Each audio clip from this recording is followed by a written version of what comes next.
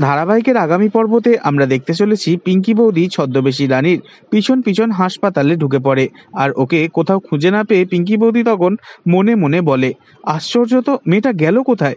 ওর কি জ্বর সর্দি কাশি এইসব কিছু হয়েছে? কই বাড়িতে তো কাউকে কিছু একবারও বললো না। দুর্নিকে আনতে যাওয়ার নাম করে এইসব পাকামো করছে। ওর সব পাকামো বের করছি।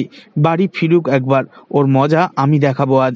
তখন আড়াল থেকে দাঁড়িয়ে পিঙ্কি বৌদিকে দেখে রানী মনে মনে বলে, পিঙ্কি বৌদি, তোমার এই অতিরিক্ত কৌতূহলই তোমার সব সমস্যার মূলে। খুব শীঘ্রই তুমি এবার জানতে পারবে আমি আসলে কে। অন্যদিকে বাড়িতে দুর্জয় বিছানায় শুয়ে রয়েছে। হঠাৎই অনিশা দুর্জয়ের পাশে বসে দুর্জয়কে ভালোবেসে বলছে, তোর সবসময় একজন বন্ধুকে পাশে দরকার দুর্জয়, আর সেটা আমি ছাড়া আর কে হতে পারে? প্লিজ তাকা আমার দিকে, তাকা। অনিশা এরপর দুর্জয়ের হাত ধরে টানাটানি করতে থাকলে হঠাৎই ছোট্ট দুর্নিকে নিয়ে সেই ঘরেতে হাজির হয় ছদ্মবেশী রানী। আর ছোট্ট দুর্নি ডেকে ওঠে, বাবা। তখন অনিশা ভীষণই বিরক্ত হয় দুর্নিকে দেখে, আর রানী ঘোমটার আড়াল থেকে দেখতে থাকে সবটা।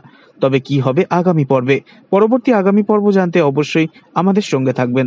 ধন্যবাদ।